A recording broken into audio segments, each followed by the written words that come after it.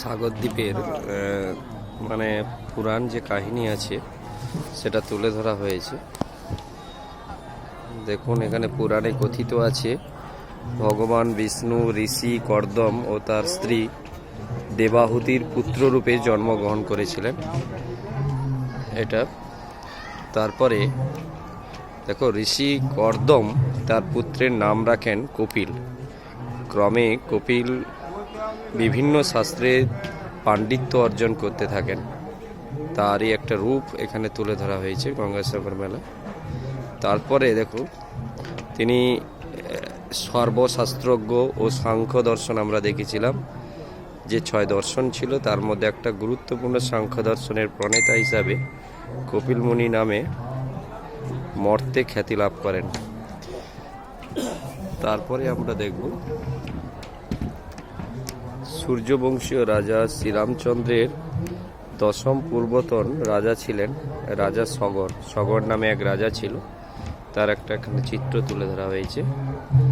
তারপরে স্বর্গরাজ্যের অধীশ্বর হওয়ার আকাঙ্ক্ষায় মহর্ষি অয়র্বের পরামর্শে রাজা সগর বিরাট একটা অশ্বমেধ যজ্ঞ করেছিলেন রাজ্য জয় করবার জন্য।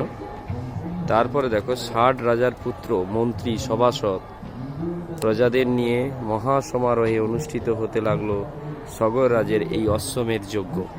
সেই যজ্ঞের চিত্র এখানে তুলে ধরা হয়েছে। তারপরে সগর রাজের অভিলাষ ও অশ্বমেধ যজ্ঞের কথা দেবরাজ ইন্দ্রের কানে পৌঁছায়। তারপর দেবরাজ ইন্দ্র ছলনার আশ্রয় নিলেন। অশ্বমেধ যজ্ঞের ঘোড়াটিকে মায়াজালের দ্বারা চুরি করে ধ্যানরত কপিল মুনির আশ্রমে লুকিয়ে রাখলেন। আমরা যে কপিল মুনি আশ্রম দেখছি তার ঠিক পিছনে লুকিয়ে রেখেছিলেন তার ঘোড়াটাকে। তার একটা চিত্র এখানে তুলে ধরা হয়েছে। তারপরে নির্বিঘ্নে যজ্ঞ সমাপনের জন্য সগররাজের 60,000 পুত্র বিশ্বব্রহ্মাণ্ড তোলপাড় করে যজ্ঞের ঘোড়াটিকে খুঁজে অবশেষে কপিল মুনির আশ্রমে তাকে দেখতে পায়। কপিল মুনি তখন ধ্যানমগ্ন ছিল, অর্থাৎ চতুর্দিকে খোঁজার পর তাকে খুঁজে পাচ্ছিল না। একমাত্র ঘোড়াটিকে কপিল মুনির পেছনে বাঁধা অবস্থায় ছিল, তখন কপিল মুনি ধ্যানমগ্ন অবস্থায় ছিল। তারপরে আছে সগর নন্দনেরা কপিল মুনিকে নিয়ত অপমান করতে থাকেন। একসময় কপিল মুনির ধ্যানমগ্ন হয়, তার ক্রোধানলে 60,000 সগর পুত্র ভস্মীভূত হয়ে যায়। 60,000 পুত্র ভস্মীভূত হয়ে যায়, কারণ তার ধ্যানকে ভগ্ন করেছিল বলে। তারপরে আছে দেখো, রাজা সগর তার পৌত্র অংশুমানকে প্রেরণ করেন পিতা ও পিতৃব্যদের সন্ধানে। অংশুমান পূর্বপুরুষদের পদাঙ্ক অনুসরণ করে কপিল মুনির আশ্রমে এসে পৌঁছান এবং স্তূপীকৃত ভস্য রাশি ও যজ্ঞের ঘোড়াটিকে দেখেন।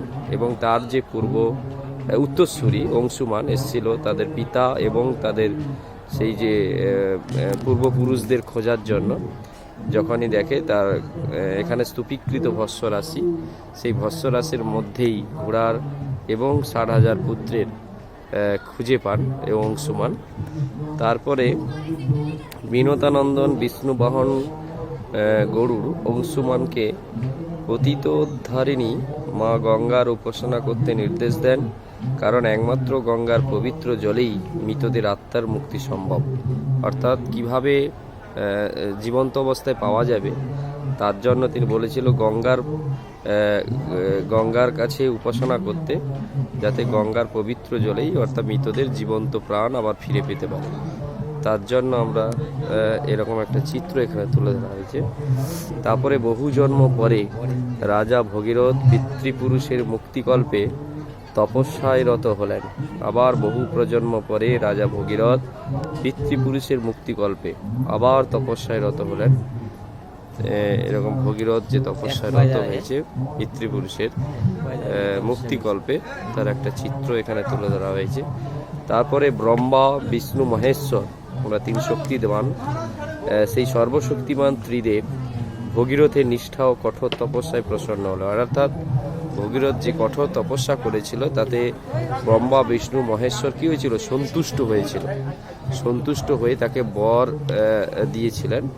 তারপরে দেখো বিষ্ণুর চরণমূল থেকে নির্গত গঙ্গার পবিত্র প্রবল স্রোতধারা মহেশ্বর ও তার বিরাট জটাজলে ধারণ করলেন। ভগীরথের হাত ধরে এই ধরনীর বুকে প্রথম প্রভাবিত হলেন প্রতীত্বধারিণী গঙ্গা।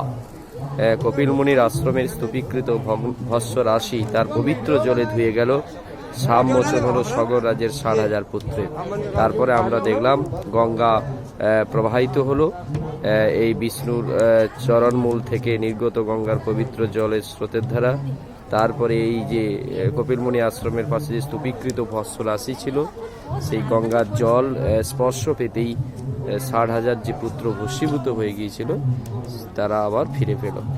এইরকম একটা কাহিনী কিন্তু এখানে তুলে ধরা হয়েছে, অর্থাৎ সাগর মেলার যে পুরানো কাহিনী এটা সুন্দরভাবে তুলে ধরা হয়েছে। কত বছর পরে বলে? কত বছর পরে?